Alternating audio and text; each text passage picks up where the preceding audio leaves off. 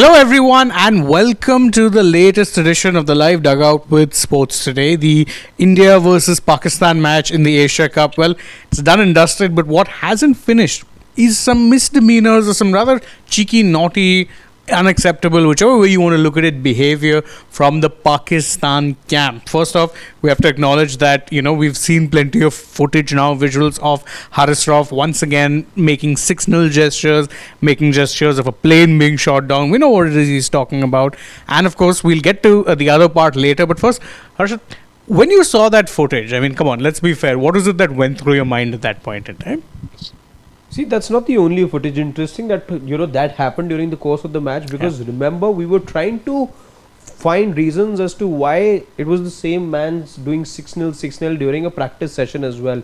Now when you take that into consideration, Shane, and put images of what had happened during the course of the match right alongside each other, you put the audio on it, all of that just makes sense. And while we were all of the opinion that yes, the Pakistan team was practicing and 6-0 became 7-0, somebody had said as well. But now when I put the two images side by side, I'll have to say that it only means one thing. It only means that there was only one thing riding on the minds of the Pakistan players. This is what the build-up in their heads was, and it was projected over there in that brief moment where Haris Rauf was getting the stick from Indian fans. I saw a few videos in which there were Kohli chants happening. I saw a few videos in which he was just being heckled and teased by the Indian fans. And the way that he reacted just tells you the mindset of not just him, but the mentality that's been breeding in the Pakistan camp at the moment. And it was just an ugly representation of that. While we know, yes, there was collateral damage that had happened as well, and that is something we've heard from the top level officers of the Indian Armed Forces and from government officials as well. But having said that, we were all talking about the last 1 week has been just about keeping politics away, and while that's been very difficult for both sets of players to bring in something like that, which again, firstly, my question to Haris Rauf will be, where's firstly the proof? Where is it that Pakistan and the Pakistan players, where is it that they're getting those numbers out from as well? And you've now taken things to a different tangent altogether, and this is happening while Pakistan are not even anywhere close to winning ways at the moment. Guess just it's mind boggling to even think of what is it that Pakistan players and the nation would have done had they gone ahead and beaten the Indian team, which, as I said, they're miles away from doing. But let's go across to Nikhil, who happens to join us from ground zero and saw all of those misdemeanors of Pakistan players from a close distance. It was all happening on his watch. Nikhil, your comments on what happened on the field yesterday? What happened on the field yesterday, that I think is not sport for me. I think that's a little unbecoming of any players. Now, I have multiple angles to discuss on that. Firstly, did I, as an Indian, did I like any of those gestures? Absolutely not. That were all of those were in bad taste. Whether it was Haris Rauf doing 6-0 at the ground, whether it was him making those Rafale gestures, or whether he was being overly aggressive against the Indian player, I think on all counts he was stepping over the line. As you know, I've said it previously as well, and I don't need to keep repeating myself and explaining that the fictional stories that they've come with. So it's not that it adds any credence to what he is claiming or what a lot of Pakistanis claim on social media. Those are, of course, figment of their imagination as to what they did with how many planes and all of that. I'm not even getting into that. The fact is just that you're making such references on the cricket field is, actually shows your class. And as I said, it's unbecoming of any cricketer. That's point one. Point two is, was I surprised with it? No, I was not. I knew what had happened with the Indian team not shaking hands, and then Suryakumar Yadav mentioning Operation Sindoor, which, if you ask me personally, I made a distinction between shaking hands and mentioning Operation Sindoor. Shaking hands is completely within the rule books. It's entirely up to the players, and I made it very clear earlier as well that it's not about mixing politics with sport. They are also Indian citizens, and if they felt aggrieved not to be shaking hands with Pakistani players, that's absolutely well within their right. We keep thinking of them as players. We don't think of them as being Indian citizens as well. They can also be emotional, and I think that emotion came out by refusing to shake hands. And even when Suryakumar, and I think, yes, mentioning of Operation Sindhu does fall into the political realm, and that is something that has been penalized before. If you had penalized the Indian team for that, I don't think I would have had any problem. I don't think the Indian team would have had a problem. You could have fined them 20% of the match fee, absolutely fine. Doesn't matter. I think the more important point was that they had to mention it, dedicate it to the armed forces, and they did that. After that, you find 20%, 30% for these, for Indian cricket, which is the richest cricket board in the world, for Indian cricketers who are the most well-paid cricketers, well-paid cricketers in the world. None of that matters. It's a minor price to pay. I would have given it, forgotten about it. But I knew there will be repercussions, and I think if there is any Indian who's surprised, he shouldn't have been, because once you cross that line, then there is no setting of bar. And then I knew that even Pakistan will make those references, whether win, loss. People say that they won't win. How will they do it? But each wicket, everything can bring a chance for you to make a statement, just as it happened. On a lot of times, there was no celebrations as well, like Haris Rauf on the boundary line or during practice. Those references had to come. And the floodgates had opened from the time that India mentioned Operation Sindhu. I think that was going to happen. But there is a big difference. There is a big difference in the conduct of the players of the two countries. Indian players, far more dignified.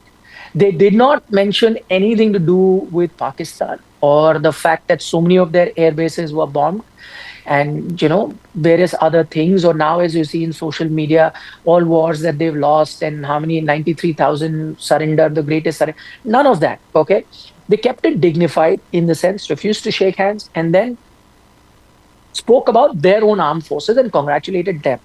No gestures like gun or anything, or bombing their airbase. None of that. Not even crossing over the line and being abusive to the other player. No, far more dignified. And I think that is the big difference. You are addressing or paying tribute to your side. You're not bothered about what the other side has done. And by the way, in all of that, also not passing any comment on their army or their politics or their government or their cricketers. None of it. Just keeping yourself in mind and praising what you had to do. That is what is called in simple English, minding your own business. You were doing that. What Pakistan has done, I think, is far more grave, far more unsporting than what the Indian team has done by making those gestures. And who are you trying to involve yourself with? Haris Rauf, I think that is doing that 6-0, and hiding behind the wheel of playing a football game, but everyone knew what their intention was. I mean, I don't know. I have many adjectives to describe that. That was immature. That was childish. And I mean, that was even vulgar, actually. The way he did that on that practice field. Absolutely. Ditto with what he was doing with those gestures on the boundary line. As I said, it just shows you the difference in class. And who are you engaging with? That time when you're saying those 6-0, you are actually trying to communicate through the Indian media, right?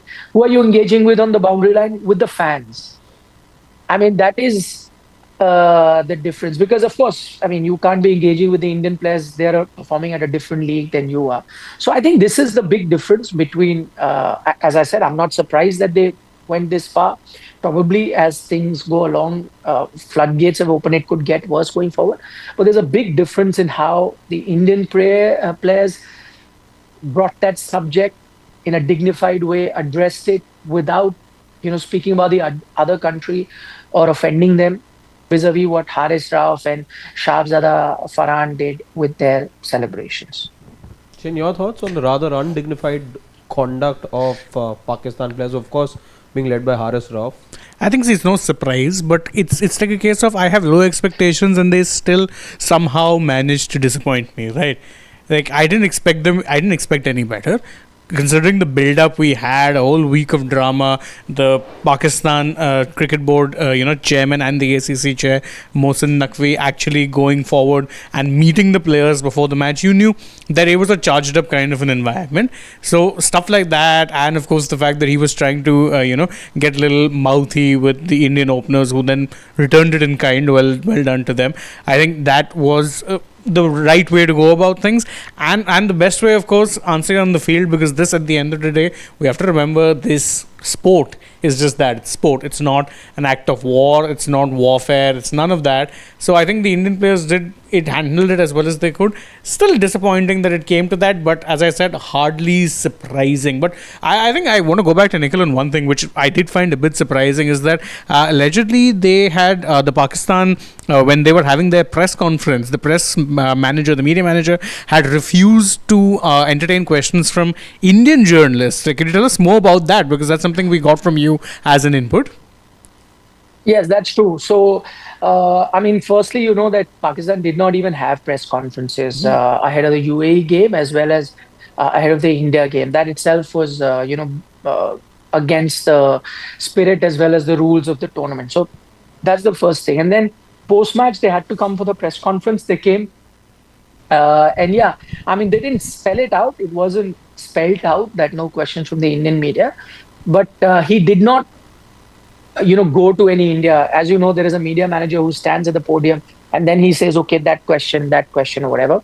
Multiple Indian journalists had their hands up, waiting for their turn to ask a question, but he did not allow any India media personnel to ask any questions. He allowed the Pakistani journalists to ask, and then once their question was done, he said, no, we are done with time. So yes, which is also true. He did not allow any questions from the Indian media. You must remember that the media manager is also under the pump.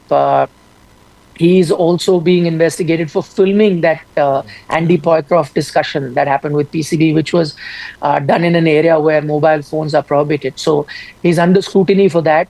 The other thing that I'm getting to know is that the Pakistan team and the Pakistan media are alleging that the Indian media is acting as the 12th man, and they're trying to spread a lot of misinformation. They're trying to be jingoistic, and they are attacking the Pakistan team, making unfair allegations. So with that in mind, why should we allow them to address any question to the Pakistan team? So yes, this is also true. As I said, it'll get uglier.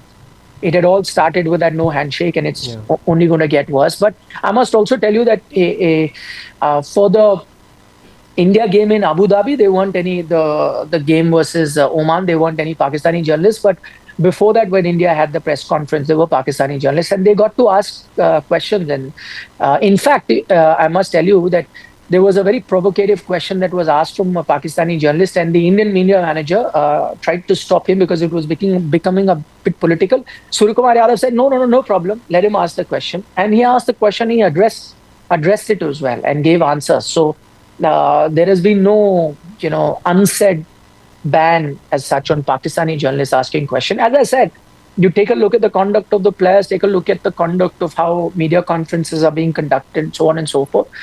There is a difference, as I said. Yes, both sides are doing their best not to be on friendly terms, and you understand why that is. But how one side is going about it in a dignified manner versus the other side that's going about it in a very immature manner, if I can say. So that is the big distinction. And since we're talking about press conferences, must also tell you, Saifzada Farhan almost admitting, where he's given that statement in that press conference, which I saw is up on Sports Today as well, he almost admitted that his gun gesture is, in reference to the skirmish or the war-like situation that was there between the two countries in May of this year. Because if you listen to what he said that I usually do not celebrate after my 50, but this time I thought I must, and what I did came naturally to me, and I did. I don't care what others have to think about it, which I think in as many words he says that he otherwise wouldn't have celebrated, but what's happened leading up to this game, he celebrated. He also wanted to make certain gestures and send a message, and so that is why he celebrated in the way he did. The only point that I have, and again, as I said, I don't want to get into the politics of it, and I think mostly Whether it's the Indian media or Indian cricketers, they've kept most things to cricket. If I have to look at it in cricketing point of view, he gets to his 50 in about 35 deliveries at a strike rate of around 130, and he's celebrating like that. I mean, in India, if an opener got strike rate of 130 and to get to his 50 and then finish the innings at I think a strike rate of 126, 28, something like that, he's finished his innings with, he wouldn't have a chance to celebrate. He would be under the scanner, he'd be under the pump. We've gone through a transition in our cricket where such strike rates aren't being looked at. I mean, here we have a team and I'm just trying to illustrate the gulf. You can talk anything you want to talk about it outside the cricket field. We have a guy who has a 160 strike rate in Shreyas Iyer sitting out. We have a guy in 160 plus strike rate in Yashasvi Jaiswal sitting out. And we have Sahibzada Farhan finishing at 128 strike rate and celebrating as if he had, conquered the world. I think that in itself, I mean, for any Indian who's feeling a bit upset, he should just look at it and say it's okay for them. I think just achieving this much is big achievement. Let them be No, happy. I We think have far greater things, far greater goals to achieve. an interesting thing also you mentioned, because in that same answer, Mr. Sahibzada Farhan says that, I think it's important that we play aggressively, and that's not just against India. And I'm like, brother, what aggression are you talking about? You ended at a strike rate of just over 120 odd. That's the kind of strike rate that would get you vilified, not just in India, but over the world. As an opening bat, you're batting for that long and you're batting at a strike rate, you're ending at a strike rate of 128. Forget about it. What aggression are you talking about? See, what we saw yesterday in the overall scheme of things is a lot of dystopia. From that particular celebration to the way that the conduct was, I see it nothing more than Pakistan operating in some parallel world, and it is a dystopian world. Firstly, one knows for the very fact, even if you know a little bit of geopolitics of what's happening and what happened, more importantly in the months of April and May, you do know for a fact that Pakistan's numbers are going to be false. We've seen that as a habit of this nation, where they will tell you, okay, we will take you to the areas that were attacked, but not take you to the exact area that was actually attacked by the Indian forces. They've done that. They've got a history of lying to the world through their teeth, and they're going to be doing exactly the same all over. In fact, they are doing exactly the same all over again. You will ask for proof, you will not get anything, and the mouth will be somewhere, the action is going to be somewhere else. It's again a reiteration of all of that. But I do want to bring in Nikhil and want to know from him, since he gave this insight of Indian media being present and still not being allowed to ask questions. Such censorship in an ACC or a multilateral tournament, Nikhil, in your long career that spans over 2 decades now, anything remotely close, have you experienced something like this, especially at an international level where there is presence of the media, but one particular nationality, in journalists from one particular nationality, and for obvious reasons not being allowed to ask questions to the opposition players? Anything remotely close to this have you experienced? Yeah, it's happened. Harshit, it's happened a few times before. It really has. It's happened between an India-Australia rivalry. It's happened between India and England. It does tend to happen where, when a controversy really erupts, you have the media manager managing questions. You have in Australia and England, there were times when press conferences were cancelled. And this quite often I've experienced with Australia and England media, that they'll cancel the press conference so that Indian journalists can't ask the questions, but then they'll do a later press conference just for their media. It's happened. So I don't think it's unprecedented. But at the end of the day, as I said, you know, who should be asking Pakistan the tough question? And assuming, let's say, they don't allow India to ask tough questions, who's at at a disadvantage? Who's losing in the whole cause? It's Pakistan themselves.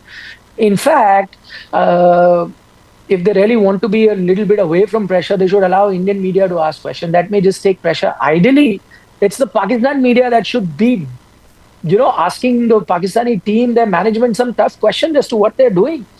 From their point of view, if they want the betterment of their team, they should be asking the tough question. But that's not happening. And I think that's another reason. See, again, it's for Pakistan to think how they can move forward. And how do you move forward when you look at things critically?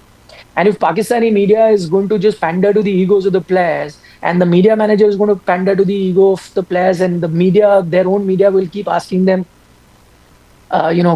rather easy questions, giving them loose balls to hit boundaries in press conference so as to so, then it's fine. I don't think they can then look to improve. I think the job of the media is to ask the tough questions. So they're stopping the Indian media. And so is Indian media going to do the job for Pakistan, ask the tough questions so they can improve from there? I mean, that is something for Pakistan to look forward to. The other thing that you were talking about, it's a habit of coming up with fictional stories and all. As I said, again, as most Indian who would be watching me, or I'd tell them, it's okay, don't worry, let them. If See what happens if you can't, you're not achieving excellence in on the sporting field, on the cricketing field, if you're not achieving excellence economically in terms of development, if you're not achieving excellence militarily or diplomatically, so many other things you can look at. If you're not, and if fictional stories help you uplift the mood of the nation, then so be it. Let them do it. Let them have their, moments where they can feel a little bit more proud about themselves, whether it happens through fiction or not. See what happens if someone is going through a bad time in their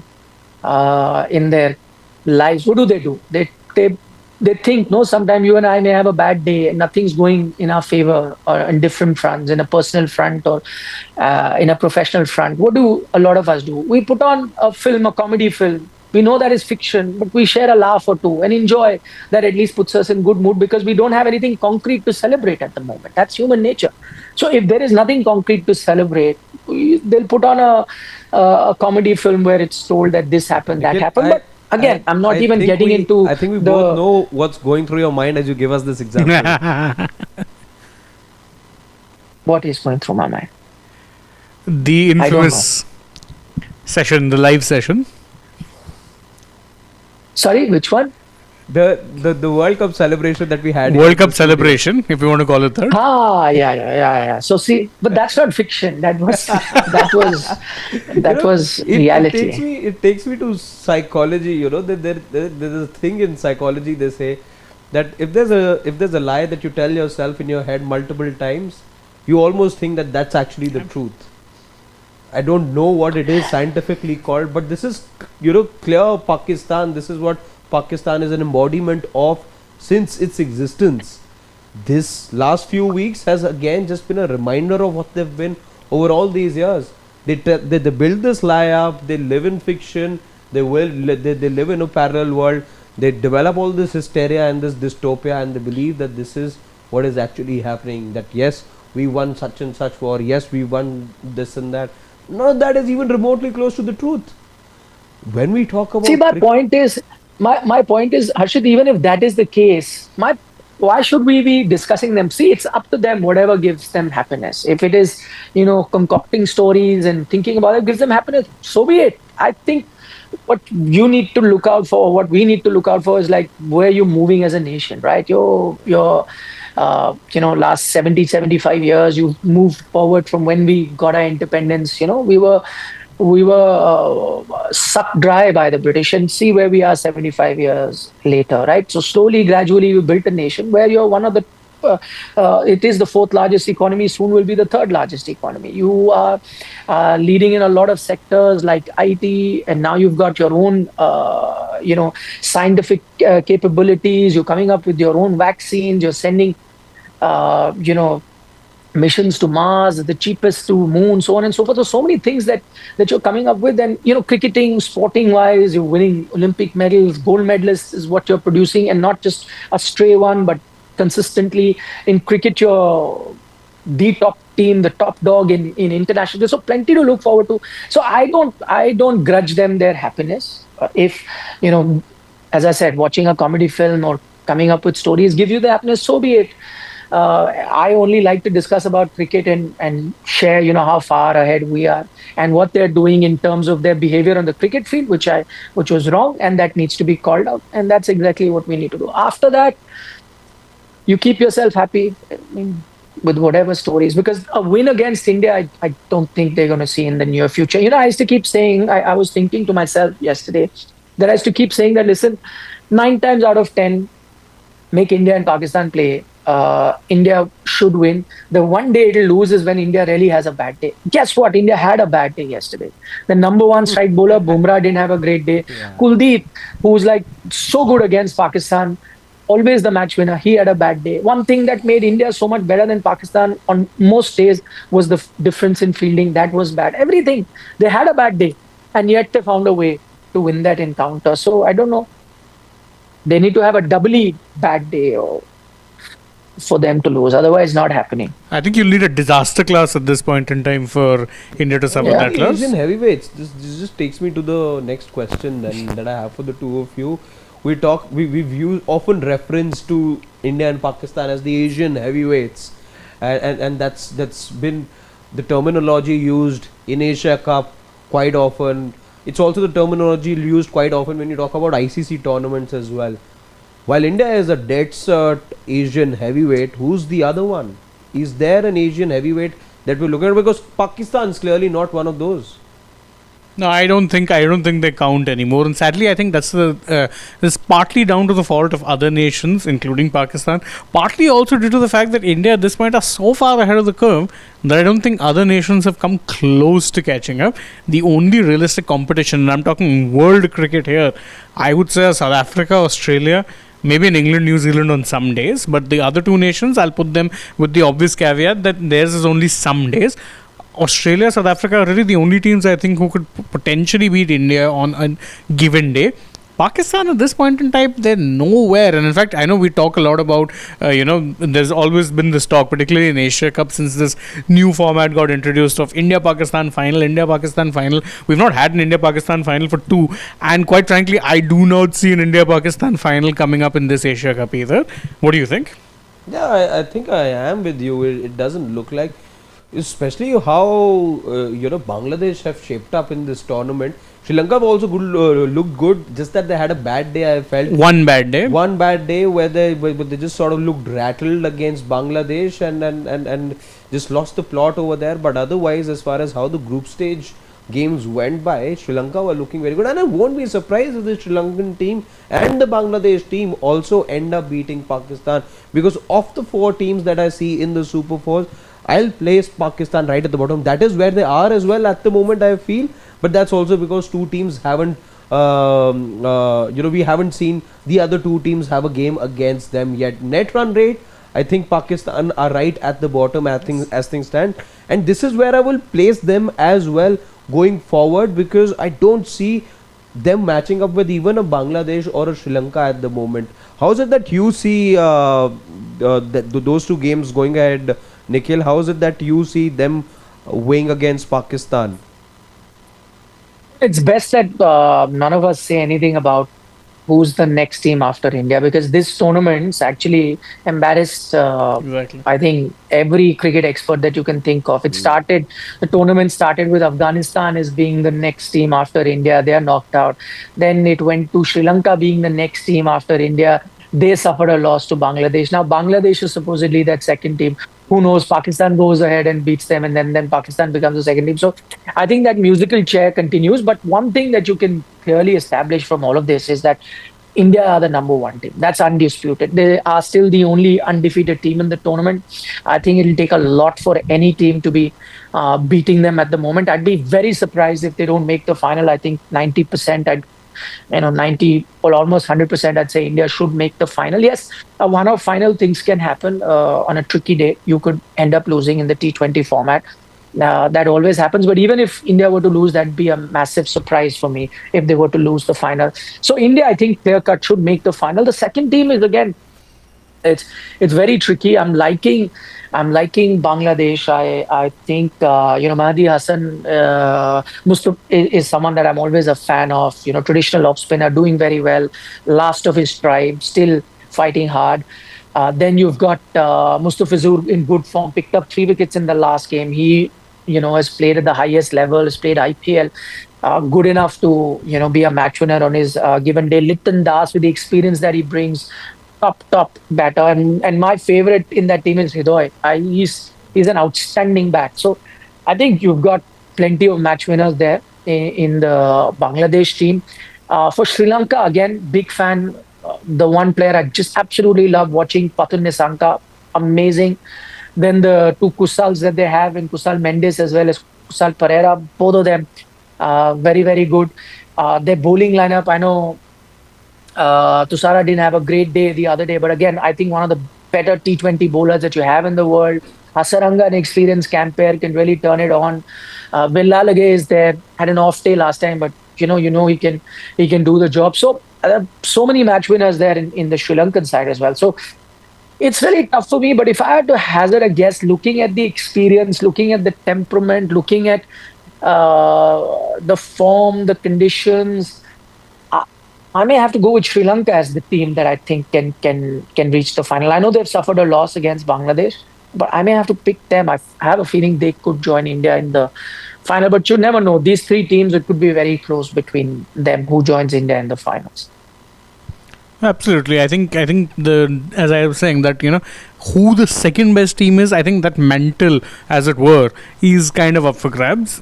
I think Sri Lanka would have been, I think, my pick as well, and I'll still stick by them. But that loss against Bangladesh has actually put them in a very tough position. One very simple reason that now the next game, which is going to be taking place tomorrow, which is Pakistan versus Sri Lanka, is now a must win for both these teams. Whoever wins stays alive, and whoever doesn't, well, it's as good as gone. You're as good as gone. Yeah, because then you're There's a only. slight advantage for Pakistan in that. I'll tell you why. Because of equation wise, because if Sri Lanka to lose to Pakistan, then it's almost done for them because they have to play India. So you're not giving them much chance there. So it could be 3-0. For Pakistan to lose, they still may have a bit of a hope that if they beat Bangladesh, and then so then all these three teams can then be tied on one beat each. That's a possibility. So I guess Pakistan can beat slightly easier in terms of that game, in terms of taking less pressure, because there could still be a chance they lose and qualify. But I think if Sri Lanka lose, then they're pretty much out, because to beat India in this form will take some doing. Yeah, that's a good point. I mean, see, that's the thing, and that's why I think with Sri Lanka, they'd be really cursing themselves that they lost to Bangladesh of all teams. I think if they had beaten Yeah. Bangladesh, then beaten Pakistan, if they lose to India, also it's probably not that big a deal, because the other two will have to cancel each other out at some point. But lose to Bangladesh, that's a real body blow. Yeah, and especially how that game was poised. You thought that was 50-50, but yeah, Bangladesh, once they were there, they were still giving Sri Lanka that chance, and we saw that last over drama. But Bangladesh still managing to hold on to their nerve, as contrary to what we've seen in the past from them. And this just makes the matches going forward, especially the one tomorrow. There will be two teams that have lost both their opening fixture in the Super 4 stage will be going head to head. This just spices things up, and yeah, it at the moment looks like there's India and then there's everyone else fighting amongst themselves, and that is how I think it will be over the course of the next couple of days as well. By the time we get to Friday, India would have played 2 out of their 3 matches. I'm guessing it'll again be 2 out of 2, and you're just hoping to know by as time elapses, you get clarity on who is it that India will be playing on Sunday. It just looks like formality, and the way that India have played so far, you'd like to believe, premature though at the moment to say this, but there's only one team that has one of its hands on the trophy, and that's the Indian team. Absolutely. But, I think there's something also I wanted to mention, and I think we've not really spoken about it enough. Nikhil, you told us that there was, in fact, a complaint that, the PCB have made to the ICC once again. This was regarding the Fakhar Zaman dismissal. What do you think? Is this just another case of much ado about nothing? Because basis what we saw, it seemed like a 50-50 call at best. So, I mean, what's your thoughts on it? First thought was that first they had Andy Pycroft as the target, Scapegoat. and they lost a match to India, and then the target became Andy Pycroft, and now it's Ruchira Palia Gurugu. I don't know if I'm pronouncing his name correctly. That's why I looked at the spelling once again. It's a tough name, but I mean the fact that they are targeting a third umpire. So I mean, I don't know, you lose to India, but your target becomes umpire for some reason. So that was my first thought. I think they need to address the issue at hand, which is their batting, bowling, and fielding, and selection, and their domestic structure. And everything else, and their PCB board and how they manage things and so on and so forth. So many other things to look at rather than, I think it's diversionary tactics. And look at, see, when you have a politician running the board, now this is exactly what you're going to get. Now they don't want to take the blame for all this, so they'll now look at excuses. No, I gave you an example of what when Mohsin Naqvi came here to meet the team. What was that? That was a typical politician move. Na? He came to show the world that he has come to inspire the team. I mean, if he really needed to communicate something, could have communicated in the hotel room. No, politician came in front of the media. I'll show that I'll go and headlines will be made. My media there will tell people back home, see Naqvi standing up for us. He did that. Smart thing. Now, what happened? You had a loss versus Pakistan in the first game. Now avoid everything. Divert. What did you go to? Match referee Andy Poycroft, Andy Poycroft, Andy Poycroft. You did that. Now what has happened again? Second time lost. Now what do you go? Ruchira, the umpire, third umpire, third umpire, third umpire. He's the culprit. He's the culprit. You're going on about it. I think better than what PCB and what they're getting done through their Pakistani media and planting stories to save their face. If I'm not mistaken, I think Salman Ali Agha said it. I read it somewhere, so I'm not 100% sure, but I think I read it somewhere where he said that doesn't matter whether it was out or not. That's not the reason why we lost. So if he did say that, indeed, I'm not 100% sure. I was reading it because social media sometimes can carry false news as well. If he did say that, indeed, then hats off to him. That's how he should be, dealing with the matter. They didn't lose a match basis on that. But I must also add that was clearly out. And I've said this and I've tried to explain this multiple times on Sports Today, and I need to explain every time that happens. You got a front on angle. Front on angle will always give an impression that it's bouncing. It's not. When the bounce really happens, it's so pronounced that you will never have a doubt.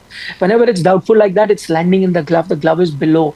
What happens is, always remember, I've said it before, the playing area, the pitch is a little bit more elevated than the rest of the field. So pitch is a bit higher. The rest of the field, from the pitch onwards, there's a small slide that goes down. So when you see, and remember, the cameras are never at the ground level, cameras are higher up. So when they shoot and you get a front on, it gives you an impression, because it's actually going below your field of vision like that. It gives you an impression it's bounced, but it does not. It goes straight into the hands of the wicketkeeper. Parallax error, that's a scientific term that sometimes comes up when the camera angle is not the same as the way the ball is traveling. It gives you that. It's a clear cut, without debate, out. They did not have an absolute side on. If you had seen an absolute side on, that would have told you, because there you're seeing from the side, and that parallax error does not come of that slide. So that, unfortunately, they didn't have. Two angles they showed, but both kind of front on.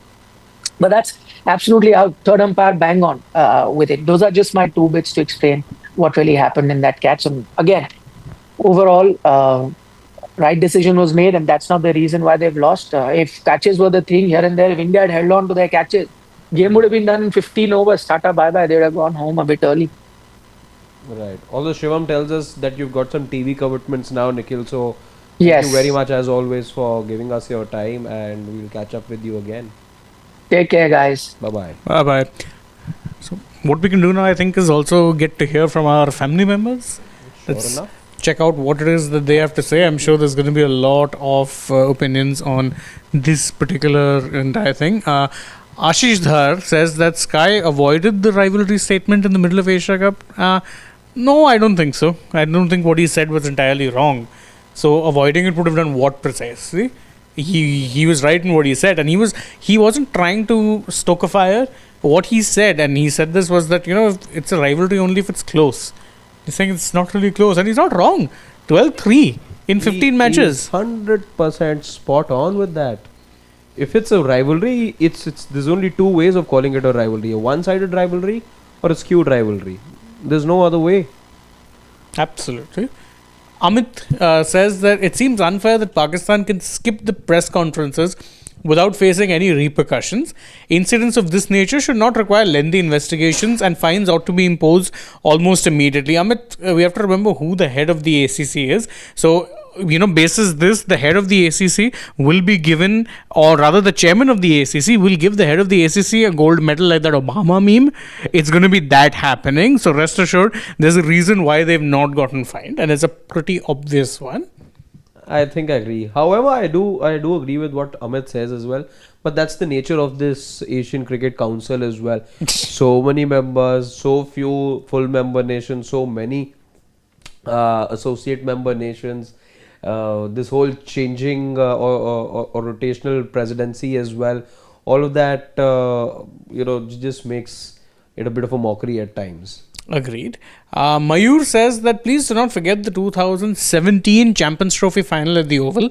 Everyone said India is the best team. Then rest is India history.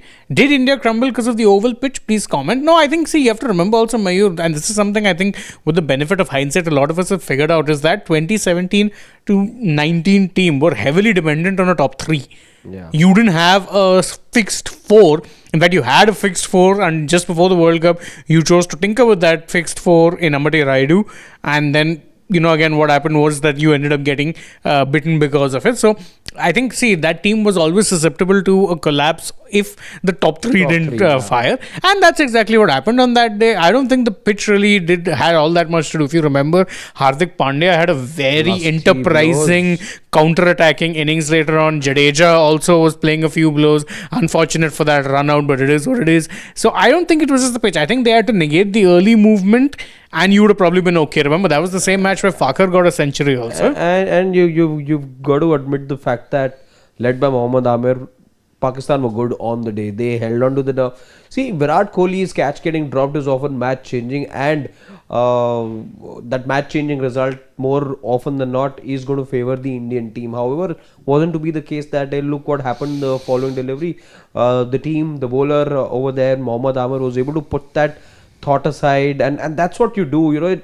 So many great tennis players will tell you this, so many great athletes will tell you this. Especially why I bring up tennis is because Federer says this so often, that what separates a mediocre player from a great player is that that the mediocre player will think about the chance missed or the point he dropped at that particular moment. However, an elite level player is always thinking of how is it that he snaps out of it in quick time and is always focusing on the next move. So you don't brood over it too much, and that's what happened in that moment where Mohammad Amir was just able to get a perfect delivery next up as well.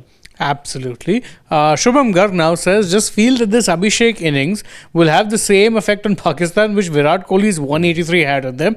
Abhishek will dominate / bash them for the next 10-12 years. Not just them, I think there'll be other teams. Yeah, I mean, look at the way that guy plays. He only knows one gear and is very relentless with his approach. So, yeah, if he gets on song against you, the only thing I will have to say, brother, good luck. Yeah. Chili Paneer also just weighing in on that particular dismissal of Fakhar Zaman, says it was out. Of course it was out. Yeah. It was so obviously incredibly out. There was no debate to be had about it, none whatsoever. Let's go ahead and take a look at what Ashish Chandlia says that I'm worried for the Pakistan sports psychiatrist who's going to take care of his depression after yesterday's match. Also, hero and MRF bat legacy set by Viru and Sachin, carried by Abhishek and Gill in bashing Pakistan. Very interesting. Yeah, very interesting. I hadn't realized it, but yes, when he points it out, yes, he's correct. Absolutely spot on. Yeah. Let's see. Syed Nizamuddin says Bumrah has never performed in crucial matches, be it Champions Trophy final 2017, World Cup final 2023. I mean, World Cup final 2023, I would say that wicket of Steve Smith. Who got you that? Yeah, but I mean, I think what he means by never performs means he would have had to have a super special kind of a day. See, the thing with Bumrah is we always have a lot of expectations with him. Poor guy. To say that the man doesn't perform, well, why are you negating what he did in the T20 World Cup? Let's not forget when that trophy parade was happening and it all culminated at the Wankhede Stadium.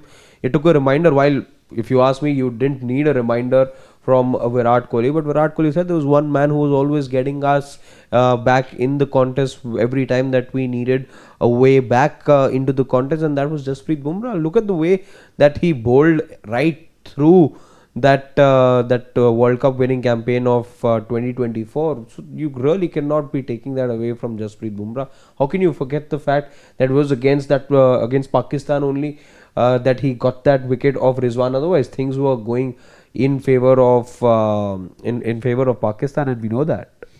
Stop there. This is an interesting one. Siddharth says, just leave this India-Pakistan, guys.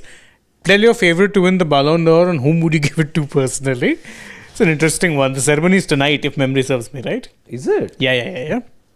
Okay, all right, interesting. That's why he's asked. There's a reason. Who's winning it for me?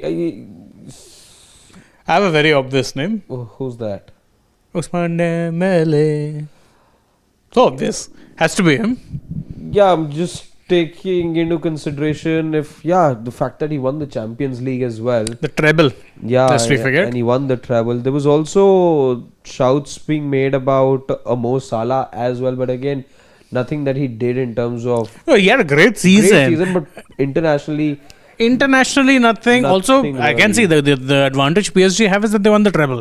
Yeah. Liverpool won one title last year. Yeah. Actually one title, because I was just thinking they didn't win any of the cups. They lost in the League Cup final to Newcastle. FA Cup, did they win? No, it wasn't them. it was It was Palace. There we 20 go. years, yeah. So they actually didn't win anything except the league. I mean, if you look at it, the Ballon d'Or has always been about how good an individual year you've had, as well as what glory has your See, team won. there were calls being made for Lamine Yamal as well. Listen, but if I'm giving it to a Barcelona player, it has to be Rafinha. there Easy. is Rafinha Has as to well. be Rafinha. You Yeah. cannot look beyond Rafinha in that Barcelona team. And the problem with Barca was, I think, if Barca had to win the Champions League, then Rafinha would have had a good shout. Unfortunately, it's PSG who won it, and it has to be Mr. Ousmane Dembele. I So think I for was me, is going with the Dembele. the clear that favourite. Treble just changes things, and his goal ratio was indeed very, very good. His absolutely. overall contribution for that matter. Absolutely. Anshu Mishra says that the toss is very important in India Pak matches. The toss decides whether Pakistan will lose by runs or by wickets. Oh my God.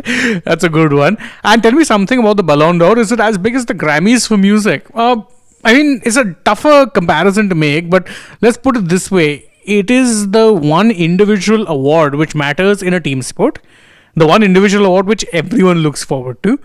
I mean, it's so this thing that practically our GOAT legacies have often been tied to who wins the Ballon d'Or for years now. Yeah, but there have been a couple of Ballon d'Ors given in the last decade that I don't. No, there's agree been with more at than all. more than a couple. There's been a number of them which I've not agreed with. Yeah, Because it oftentimes I find it changes basis what the vibes are. yeah. And that's the thing with Like something. the year Lewandowski 2020, that COVID year. Yeah, Lewandowski COVID year not should have been getting him. it Should have just been doesn't him. make sense to me one bit. Nah, that didn't make any sense to me. To either. pacify everything out there, what did you do? You came up with the greatest goal scorer award and you gave it to Lewandowski. Now that was just hogwash. Yeah. And that's a big thing that I hold against FIFA. Not FIFA. This is not handled by FIFA. Again, you look at how the voting process is and the fact that the way that it's conducted. No, I'm saying it's not technically. You have to remember it's France football. Yeah, so but- giving FIFA flag for this, I give FIFA flag for a lot of things. Not this. This they have no control. Again, just the whole concept of coming up with an alternate award just did not make sense to me. See, I mean, in that sense, you remember there was a brief period when FIFA and the Ballon d'Or actually combined. Yeah. So the best player of the year was also the Ballon d'Or. Yeah. I think that was the only time it made most sense, because right now you have a FIFA best player of the year and you have a Ballon d'Or. So like last year, the Ballon d'Or was Yeah.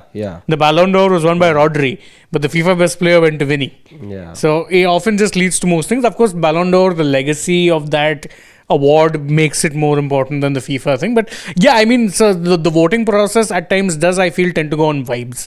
I wasn't a fan of the Messi decision in 2021. I was not a fan of the Luka Modric decision in 2018 either. If you had to give it to a Real Madrid player, it may as well have been Ronaldo. Why? What were you doing giving But it he to? played the final that year. Everybody lost the final. If they had to win the final, it's a different matter. That's what I'm saying. I didn't understand that. I didn't understand that decision. So there are many of them which I look back, and there's some years I remember when Ronaldo won it also, where he might not have had the best individual year, but Real Madrid had a better team Trophy, here. yeah. So and In then terms of trophy count, sometimes that would change, because one year you'll see it given to an individual who's had a good individual year, and I'm like, then what is the criteria? Let there be a set criteria. You don't often see that. You have to remember it's based on the votes of a journalist, the captain, and the manager. So it can oftentimes be a little dodgy. Anyhow, a couple more questions before we wind up. Let's see. Scroll slightly down. We've taken these ones. Actually, it's like freaking awesome. He says that Pakistan have never won against India by batting first in T20s. That's true, actually. They are never able to defend a total against India. Never. Let's see. Just an opinion says, what's the plan behind bowling Bumrah 3 overs in the power play? Don't get it. I agree. Yeah. I agree. Let's see. Yeah, I think that should be the end of it. That should be the end of it. That should be the end of it. And I hope I'm saying that not just for the fallout from India-Pakistan, but also India-Pakistan matches for a while. Yeah. I mean, I guess let's see what happens in that regard, because there's still a few matches to go. But I think, yeah, the off-field drama kind of takes away from the sport for me. But I mean, this is it. That's the end of this edition of the Dugout. Lots to talk about, really, and I think it says everything that we had, like what, an hour-plus long chat today, and there was still so much to talk about in the aftermath. Thank you guys, as always, once again for joining us. Remember, if you enjoyed our work, like, share, subscribe, tap the bell, all that stuff. Follow us on socials, and I'll leave it to Harshit to do the outro.